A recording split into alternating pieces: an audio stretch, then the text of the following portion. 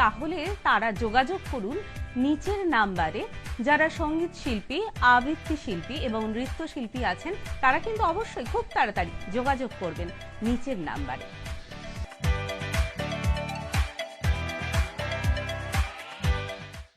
নমস্কার, চলে এলাম সৃষ্টি নিবেদিত চ্যানেল ভিশনের জনপ্রিয় অনুষ্ঠান কথা হবে গানে গানে।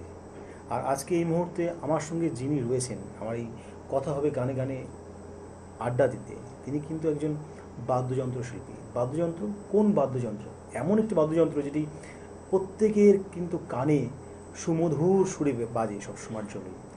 যেই ইনস্ট্রুমেন্ট আমরা দেখেছি কৃষ্ণের হাতে, আমাদের প্রভু কৃষ্ণের হাতে যেই ইনস্ট্রুমেন্ট দেখেছি, সেই বাঁশির সুরে কিন্তু আজকে মাতবো আমরা। দাদা, আপনার নামটা একটু বলুন। আমার নাম বিশ্বজিৎ লাহা। আমি মূলত আমার সোনামুখীতে বাড়ি, বাঁকুড়া ডিস্ট্রিক্ট, কিন্তু আমি এখানে কলকাতাতে একটা ফ্ল্যাট নিয়েছি। আমার মেয়ে কাছাকাছি থাকে, আমার টালিগঞ্জে থাকে, সেই সূত্রে কলকাতায় বেশিরভাগ থাকি, আবার বাঁকুড়ায় দেশের বাড়িতেও আমি চলে যাই। বাঁকুড়া তো খুব সুন্দর একটি জায়গা, যেখান থেকে প্রচুর বাউল আঙ্গিক শিল্পী উঠে আসে, আমরা দেখতে পাই। এই বাঁশির সুর, বাঁশিকে তুলে নেওয়া হাতে, এটা কীভাবে? এইটা মূলত আমি তো প্রথমে অ্যাকচুয়ালি গান শিখতাম। বাবা আমার ভালো সঙ্গীত শিল্পী ছিলেন, তো তার হাত ধরেই গান শেখা ছোটোবেলাতে। অনেক দিন গান শিখেছিলাম, গান চর্চা করতাম, ক্লাসিক্যাল সব শিখেছিলাম। তারপরে যখন চাকরি পেয়ে যায়, চাকরি সূত্রে বাইরে চলে যায়, খড়গপুরে আমি রেলে সার্ভিস করি। আচ্ছা। সেই চাকরি সূত্রে তারপরে এটা পুরো টোটালি ছাড়া হয়ে যায়। আমার একটা এমন জব ছিল যেটা কোনো রকম সঙ্গীত চর্চা বা এসব কিছু করা যেত না। আচ্ছা। যার ফলে সেই ছাড়া হয়ে গেছিলো। তারপরে প্রায় চাকরির শেষের দিকে, এই 2000 আমার 22 রিটায়ারমেন্ট হয়েছি, 2018-19-এর দিকে। আমি ওই ইউটিউব সবাই দেখে, তো আমিও ইউটিউব দেখতাম। আচ্ছা। দেখতাম যে একটি ছোট বাচ্চা ছেলে খুব সুন্দর বাঁশি বাজাচ্ছে। আচ্ছা। তো ওই থেকেই আমার অনুপ্রেরণা, আমি যে ছেলেটা বাজাচ্ছে আমি একটু দেখি তো, ট্রাই করে। দেখুন, ওই বলে যে শিক্ষা যে কখন কোথা থেকে কার কাছ থেকে হবে এটা বোঝা মুশকিল। দাদা বিশ্বজিৎ দা কিন্তু ওই বাচ্চা ছেলেটির বাজানো শুনে ইন্সপায়ার হয়েছেন, এবং সেখান থেকে কিন্তু ওনার এই বাঁশি নিয়ে পথ চলা শুরু। আচ্ছা দাদা, আজকে পরপর নিবেদনে কি থাকছে? আজকে প্রথমে করব আমি প্রভাতী সঙ্গীত, রায় জাগো রায় জাগো গো। আর দ্বিতীয় সঙ্গীত হবে আমার বনমালিনী তুমি, আচ্ছা, বড় জন্মে হইও রাধা। বাবা। আর সামনেই 15ই আগস্ট স্বাধীনতা দিবস আসছে, সেই উপলক্ষে আমি একটা গান তৈরি করেছি, যেটা হচ্ছে মুক্তির মন্দির। দারুণ দারুণ, খুব সুন্দর আজকে নির্বাচন হয়েছে। দাদা, তাহলে একদম প্রথম নিবেদনে যাব।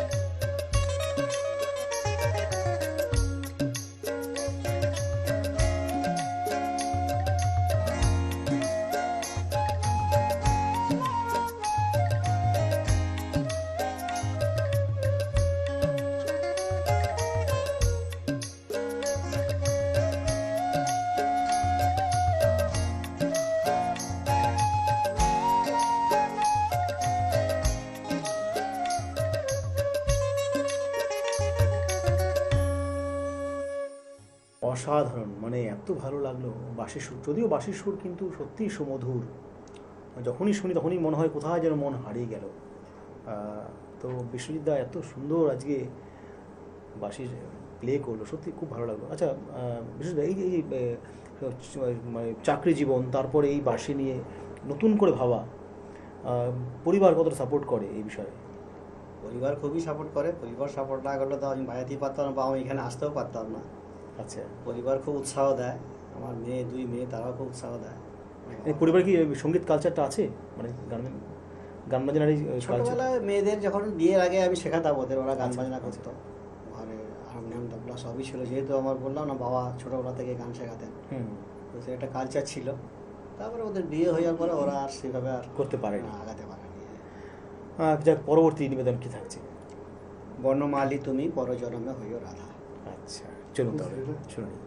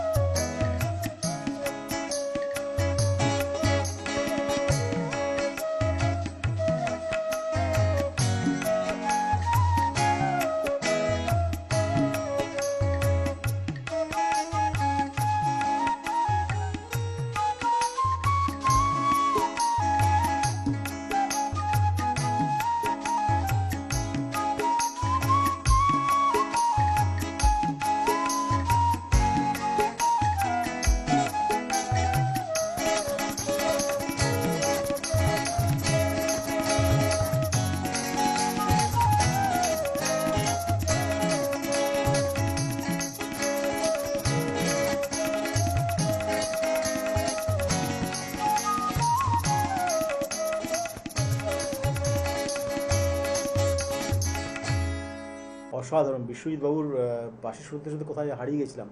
কারণ হচ্ছে এমন একটি ইনস্ট্রুমেন্ট যেটা কিন্তু সত্যি মানে প্রত্যেকটা মানুষের হৃদয়কে জয় করে নেয়, তাই না? আচ্ছা বিশ্বজিৎবাবু, এই বাঁশি মোটামুটি তো আপনি অনেকদিন ধরেই বাজাচ্ছেন, মানে অনেকদিন মিনস আপনি জীবনে চাকরি জীবিকা শেষ করার পর, রিটায়ারমেন্টের পর? না, মাঝেই শুরু করেছি আমি। মোটামুটি 2018 শেষের দিকে শুরু করেছিলাম। খড়গপুরে যখন চাকরি করতাম, আচ্ছা, চাকরি চাকরিরত অবস্থায় হ্যাঁ, শুরু করেছিলেন? ওখানে একজন গুরু পেয়েছিলাম। গুরু কি নাম তার? খড়গপুরে, ওনার নাম হচ্ছে দেবরাজ কর। তিনি আপনার গুরু, বাঁশির? হ্যাঁ, বাঁশি আমার গুরু, কিন্তু আমাদের বয়স অনেক ছোট, আমার ছেলের বয়স। হ্যাঁ, সে হতেই পারে। ওই যে বললাম যে শিক্ষার হ্যাঁ, কিন্তু আপনি যার কাছে শিক্ষা পেয়েছেন সেই তাকে গুরু মনে করতে হবে। অবশ্যই অবশ্যই। তো তিনি আমার গুরু, তার কাছে আমি শিখেছি, তার কাছে আমার হাতে খড়ি। তারপরে পরবর্তীকালে আমি এখন এই বাঁকুড়াতে একজন গুরু আছে, ওনার কাছে শিখছি। ওনার নাম হচ্ছে শান্তিময় চট্টোপাধ্যায়। বেশ বেশ। আচ্ছা, তাহলে পরবর্তী নিবেদনে যাবো সরাসরি। কি থাকছে পরবর্তী নিবেদন? পরবর্তী নিবেদন একটা দেশাত্মবোধক গান করব। শেষ নিবেদন আজকে দেশাত্মবোধক, যেহেতু সামনেই 15ই আগস্ট, অবশ্যই। মুক্তির মন্দির সোপান তলে। আহা, খুব সুন্দর একটি, চলুন।